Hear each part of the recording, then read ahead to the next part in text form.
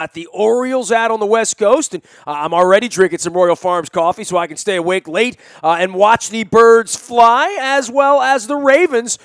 I hope they play a preseason game. I hope the paint is dry over at the stadium for Thursday night's game against the defending NFC champion Carolina Panthers, of course. And we have Brian Billick joining us on Tuesday night at Greenmount Station in Hampstead for some crab cakes on behalf of the Living Classrooms Foundation. We'll also be swabbing for the Bone Marrow Registry.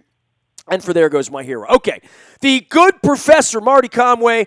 Sometimes I try to give Marty like a 2 or 3 week respite around here, but it has been juicy this week. There's been so many things to talk about, and I know Marty is fired up when I get random text in the middle of Orioles or Nationals games with ideas, and I'm like, hey, Marty, why don't you come on and discuss that? So as much as people think because Machado hit 3 home runs on Sunday, I want to beat up Angelos about the money, but the big picture is where he's going to sign, and the big picture when A-Rod and Teixeira go away is that the Yankees have money, and the big picture is that the Orioles over the last 5 years have really benefited, as have the Blue Jays, as have the Rays over the last decade, from the wasted money of the Yankees, right?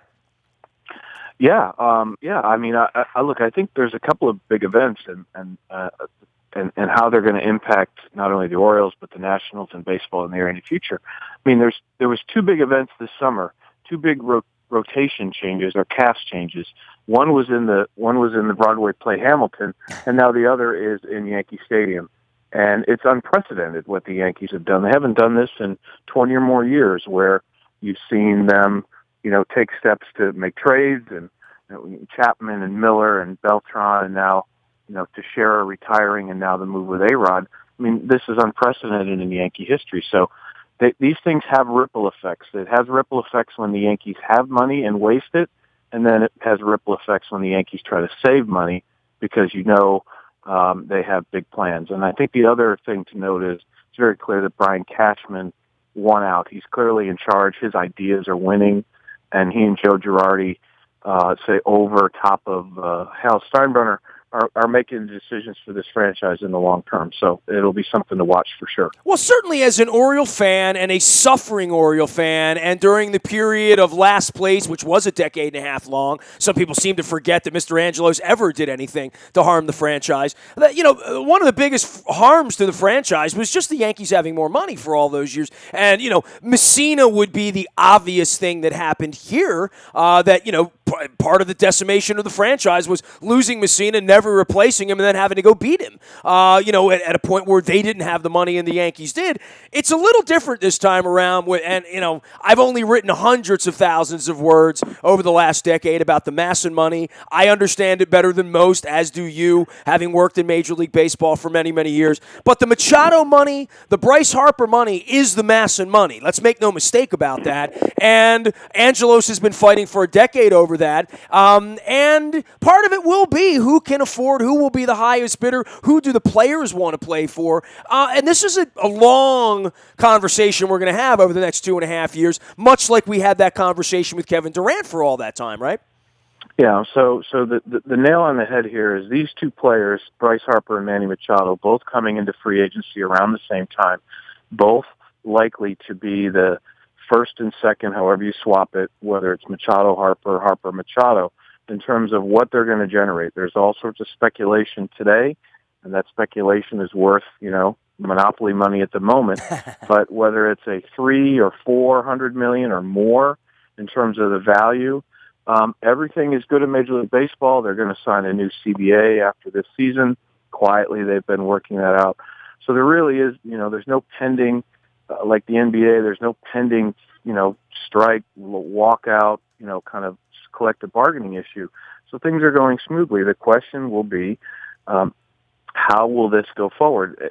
This is going to be something that affects this Masson circumstance is something that affects both franchises, because at the moment where they're in the $30 to $40 million range for their broadcast rights through Masson, that's not going to get it done.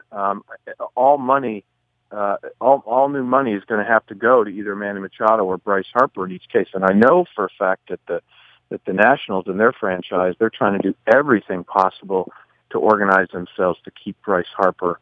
And so, yeah, going back to where while trying to win now, by the way, right? I mean, because they are in a position to win a World Series this year. Both of these franchises are. Yeah. And so the important thing about the Masson circumstances, after the season, it'll have been 5 years. They're actually going into their second reset period per the contract. The first one was in 2011.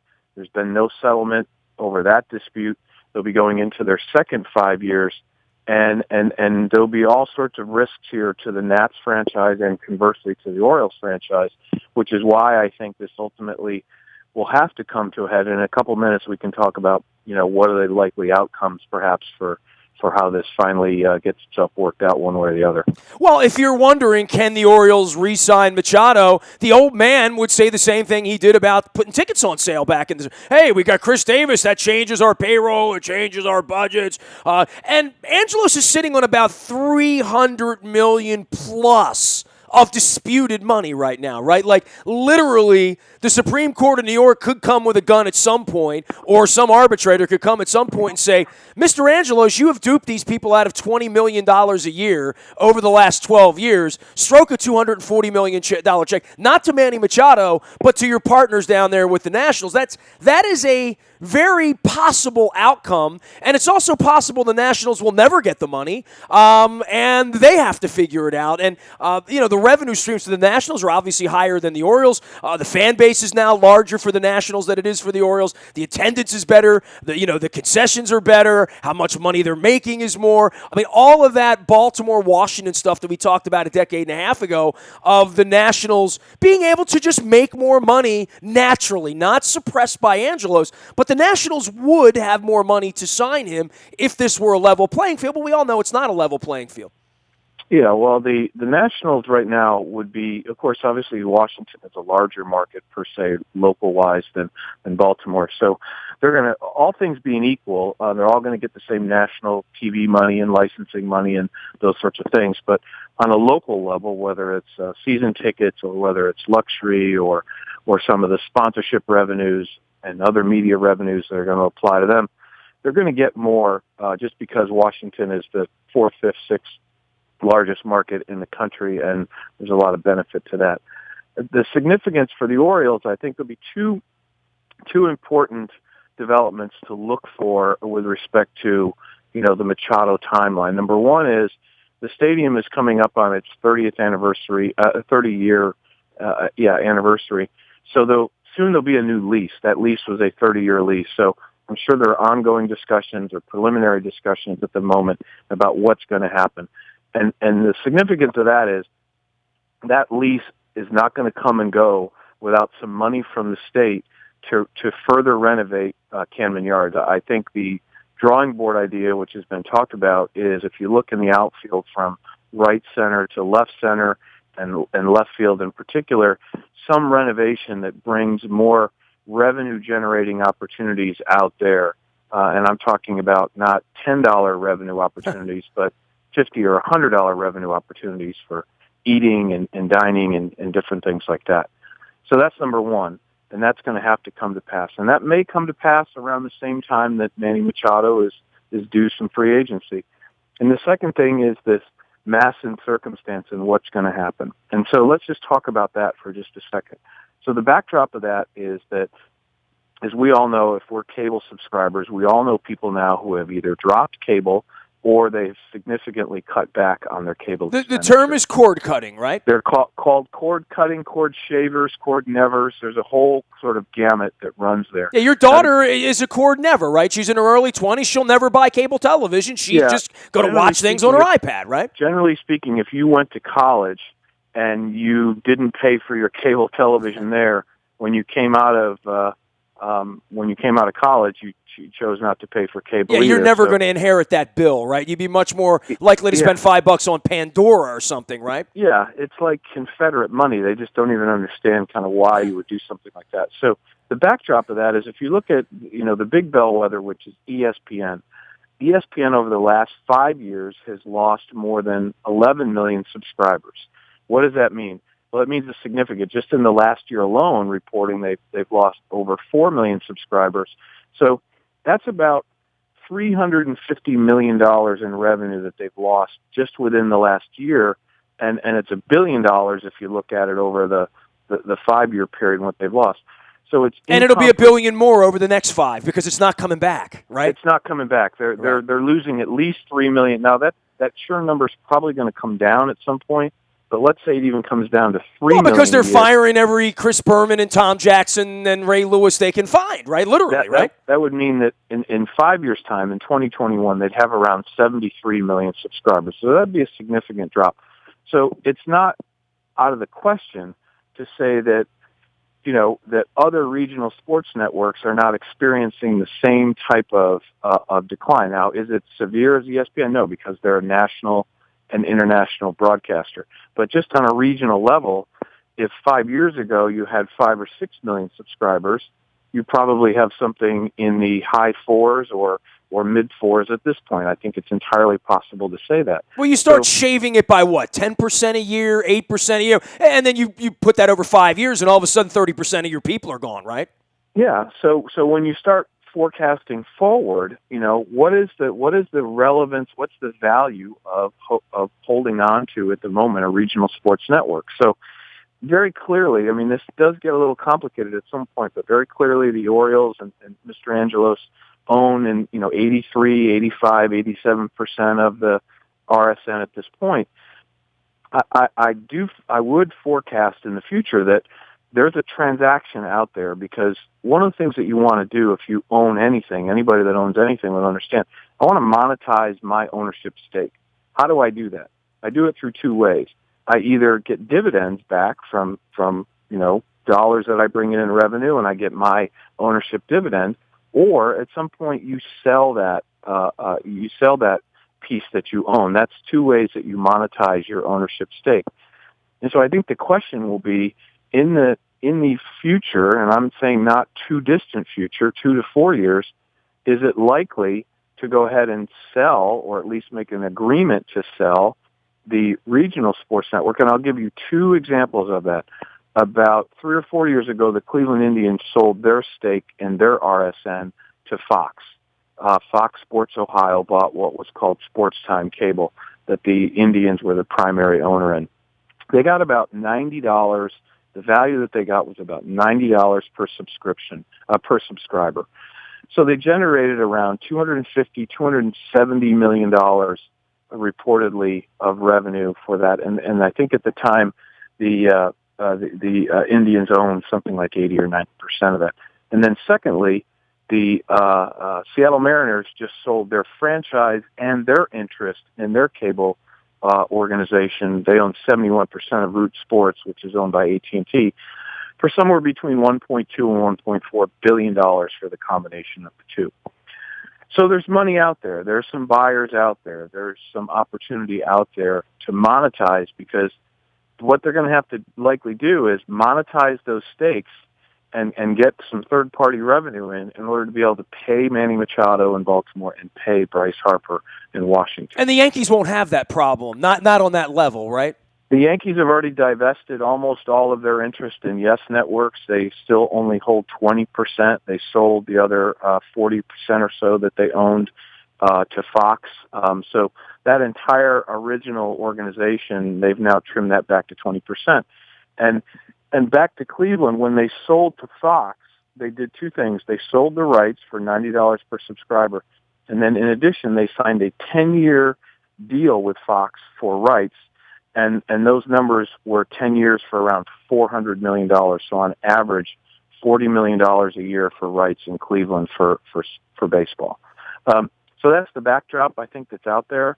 And I think if you watch those 2 developments, what's going to happen at Camden Yards and what's going to happen with Masson, you'll be able to understand how much money, truly money, is there from the Orioles to sign one of the top 2 free agents that'll be coming up in the next couple of years. Well, then the question is whether the players themselves will ever get to free agency, and how in this marketplace, and again, I mean, you were involved with the Texas Rangers for a long time, the Orioles, and it was the same problem, just different numbers. There were less zeros on some of those contracts 20 years ago. But, the real question is, do they make it to free agency, or can you do something the way the Nats did Strasburg this year, to keep them from going to free agency? Because if Machado gets to free agency, I don't see the Orioles ever under an alive, breathing Angelos winning a bidding competition.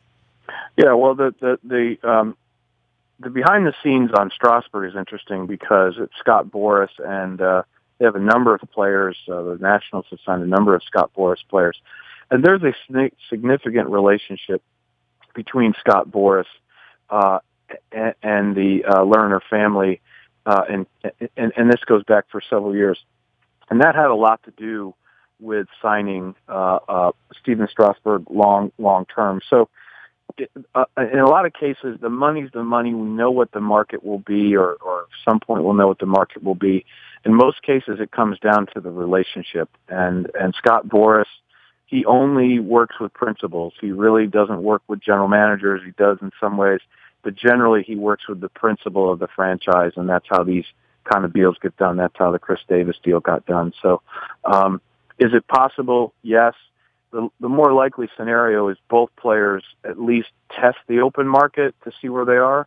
I think it's highly probable that in each case they, at the very least, test that market, and the same players, the Dodgers, the Yankees, and a few others, the Rangers, whoever it would be in the mix for that. And obviously Machado's having a better year than Bryce Harper, although both teams are having good years, and the Nationals look like they're going to waltz to the National League East Championship. Marty Conway joining us here. He is the good professor at Georgetown University. Headed off to Qatar later on in the month. We'll talk to him about some Olympics in a minute. You can follow his journey out on Twitter at Marty Conway, as well as on LinkedIn, where he has been blogging every time I inspire him out on LinkedIn. All right, so, give me a little mini blog on Sunday night and paint on turf. I'm going to talk to Brian Billick about this on Tuesday night at Greenmount Station over a crab cake. We're getting together with him, and we remember the Philadelphia Veterans Stadium carpet game, if you're of the right age to remember that. I certainly do. We had a couple of busloads of WNST fans up there that had to get turned around and sent back home.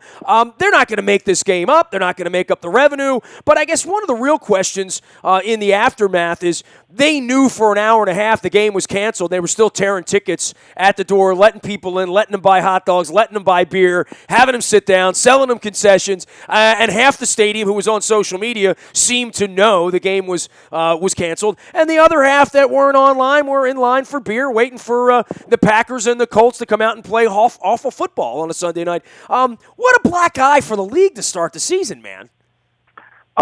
Incomprehensible, really, as to how this got to this point, that the field wasn't prepared and, days in advance, let alone the day of or whatever the circumstance was. Well, they do have people walking on the field the whole night before, right? I mean, they are prepping that field all week for concerts, for the actual ceremony on Saturday. I mean, I could see where it would be ripped up, but not painted? That doesn't even make any sense, man. It doesn't make any sense to either not have the turf covered if you're putting chairs on it. Just look at, you've been to stadiums for Springsteen and Billy Joel and other places like that. The lengths that you go to protect certain parts of the field, whether it's the pitching mound, bases, infield skin, like that, things that you put down on the field. This seemed incredibly amateurish, almost, at the local park or local high school, putting things on and off the field because you have the ceremonies and the concerts and the other things like that. But to be physically preparing some of those things, even the day of, as I said, just from an NFL perspective, an organization that's now, a 13, 14, $15 billion enterprise. I know it's the Hall of Fame, but let's be honest, most of that support comes through the National Football League. That to have all of this on the line, to have your national broadcaster there, and clearly they were not prepared for this because the vamp that they did on television was pretty much just the more talking heads and desk type shows. So, this will be a pretty high profile failure. I think it will go down in the case books as one that universities will be studying in terms of operations management and things of the sort, just to sort of pull out and say, who was running this? I think you'll see probably the NFL put their own people in charge of this in the future. Yeah, who ordered the paint? I mean, have we used this paint before? I mean, it really is. I don't know whose desk it falls on, but they're not going to have a job by the end of the day, right? Yeah, and if you look at it, I still question this game. I know it's in the preseason. Major League Baseball used to have a Hall of Fame game that was played during the season. They've wiped that away.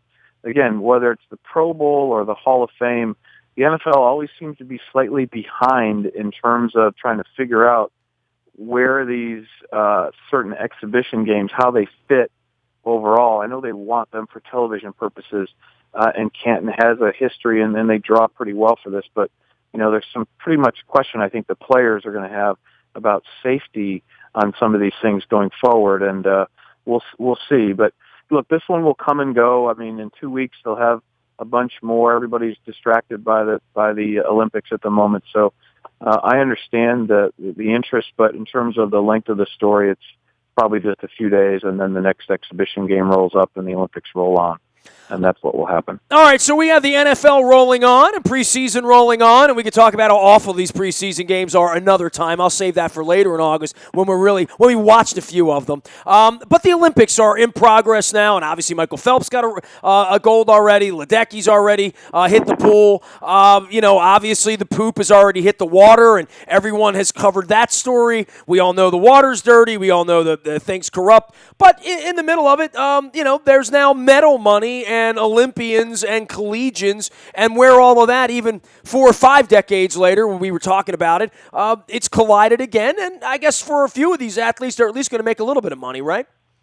Yeah, so it's significant. If you take Katie Ledecky, for example, who is, and you mentioned, a Maryland native and now goes to Stanford, she actually is making a sacrifice financially to remain an athlete, or wants to remain an athlete at Stanford. So just to give you a sense that according to NCAA rules, student athletes cannot receive any remuneration and still maintain their amateur status, at least in terms of amateur status that the NCAA would possess. So there's two things. Number one, they can't receive any endorsement money.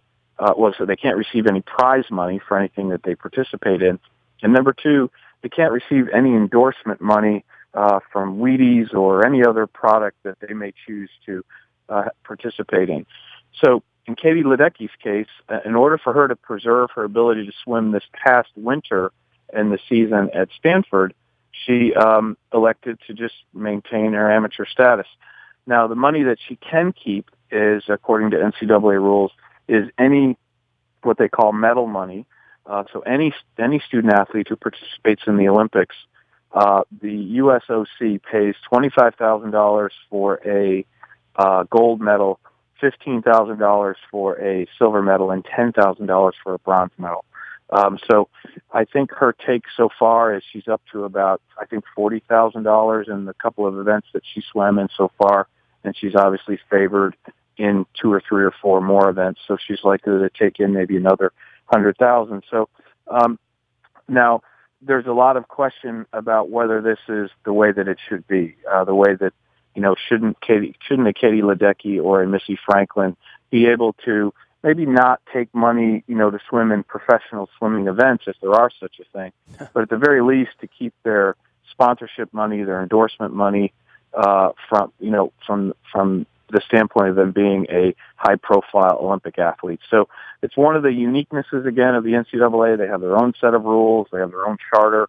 So far, the courts have been reluctant to strike down very much in the way of their policy on amateurism, although there's a big case pending in the next 12 months about that entire component of whether the NCAA can continue to call their student athletes amateurs in that respect. Well, it is interesting because it really does bleed into, the American politics and American court systems for all of this stuff. And I guess, we'll be keeping an eye on it. Who's more corrupt, by the way, the IOC, FIFA, or the NCAA, Marty, if you had to guess? Well, yeah, that certainly is a troika right there of interesting. And again, I think what the thing about this is we beat on them obviously all the time, and you see this quite a bit. But again, it comes back to this sort of two things. Number one is the lack of people's understanding of how these organizations work. And what I mean that is today, in a social media infused world, everybody knows everything or demands to know everything about how things work. And they think that they have the typical social media person, user, thinks that they have influence. In other words, if they get enough likes or shares or something on a they're going to change thing, the world, right? That they're going to change policy, right, in politics or state government or whatever it is.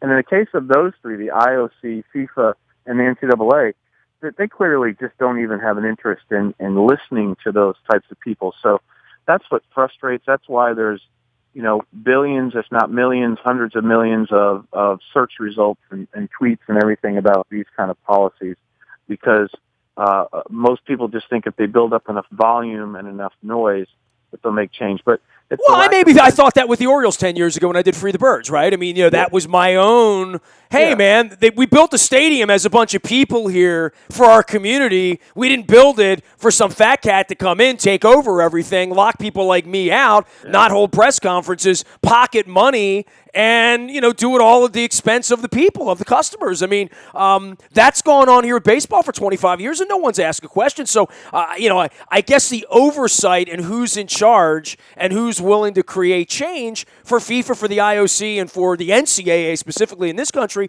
not many people are really interested in upsetting those apple carts, and there really is no oversight, but there's clearly a lot of corruption, clearly a lot of $100 handshakes going on everywhere, right? Well, most of the change, when change does come, look, the responsibility of stakeholders in these types of circumstances, and who are stakeholders for the IOC or for FIFA or for the NCAA? Sponsors, right? Yeah, well, number one, it's the member institutions who are stakeholders. So whether they're the Olympic committees or the soccer federations, or in this case, the institutions at NCAA. And then, yes, you foreshadowed that a little bit. You talked about sponsors, commercial relationships, people like that. Those are the organizations that have the most influence on change. And then third would be any judicial or legislative or organization of oversight like that. So, if you're seeing change within FIFA, it's because the United States Justice Department and their colleagues around the world stepped in. The same thing would have to happen in the case of the IOC or something like that. So those are the kind of stakeholders that have the most influence. I think people think that the social media world has a tremendous amount of influence, but the reality is when you get inside those organizations, they're pretty hard to penetrate from a media standpoint. And they don't hear the noise, right? I mean, they hear it, but they are really, really tone deaf to all that, right? Yeah. So when it bleeds over into commercial, when it bleeds over into judicial or legislative, that's when you start to see real change. And you're seeing that with the NCAA. Once they've gotten the O'Bannon case to the courts, they've proceeded through, then you really see them be responsive, start to guarantee 4-year scholarships, give cost of living stipends to players, a number of things like that. None of that would have happened had these cases not gotten to the level where they got through in the courts. Marty, it was chunky today, man. I appreciate it. I mean, breathe out, breathe in at this point. We got plenty of things going on around here. I always appreciate your time and coming on. What's going on with your world? You're heading over to Qatar in a couple weeks, right? Yeah, so we're about 80% of the way through the first round of organization and group, and the next one, the next entire organization will come in, people in January of next year. So it's been an interesting year plus so far. It's starting to pick up steam. There's a lot of things to learn, and we'll see. And after this Olympics, people turn the page. They'll start looking at the World Cup in Russia in 2018.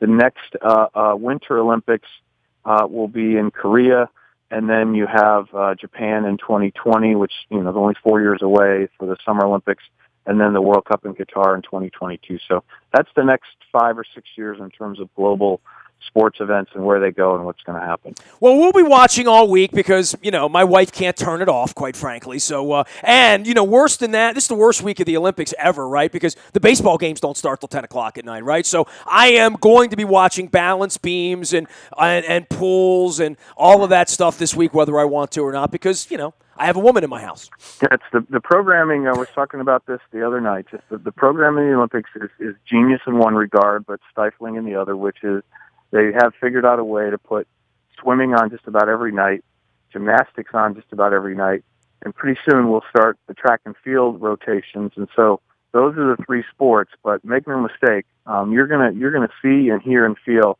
women's gymnastics, not just gymnastics, but women's gymnastics. Even though this United States team clearly, as they set going into their team competition, is already 10 points ahead of everybody else, there's really going to be no drama as to whether they win.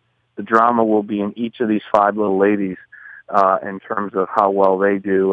And on top of that, U.S. Gymnastics has a 35 or 36 city tour planned when they're finished to go around the country. and then you'll see women's soccer do the same thing. So there's a handful of sports that sort of package themselves really well from a business perspective after the Olympics, and gymnastics and women's soccer and some other swimming are really well done in that regard. Yeah, I didn't realize how into it my wife was until Gabby Douglas stepped out the line. She stepped on the line. My God, she stepped on the line. My wife's up screaming, and then hey, she stepped on the line. I'm like, I didn't even know there was a line. I mean, I don't even know what the hell the rules are. And I certainly don't know how to, give it a 9.5 or a 9.8 on the balance beam. But I will be watching all week and, of course, waiting for baseball and football to begin. Marty, always great having you on, man. We'll send everybody out to to Twitter at Marty Conway, as well as LinkedIn to follow along, and I'm sure you'll be blogging. Great having you on, man. You got it. Be good. He is the good professor of Georgetown University and former Major League Baseball executive with the Orioles and the Texas Rangers, and he lives right here in the great free state of Maryland in the corridor of the DMV. Great to have Marty Conway on. You can find me out in the Bahia Toyota Audio Vault 24 hours a day from anywhere in the world on your mobile device by downloading the TuneIn Radio app. We come in crystal clear anywhere you are. Head coach Brian Billick joins us on Tuesday night at Greenmount Station in Hampstead. That's the 9th of August for all of you on the calendar. We're going to be swabbing for the bone marrow registry, talking some football, eating some crab cakes, drinking some beer. We'd love to see your face in the place at Greenmount Station on the 9th with head coach Brian Billick. I'm Nestor. This is WNST.net, AM 1570, and WNST Towson, Baltimore. And we never stop talking Baltimore sports.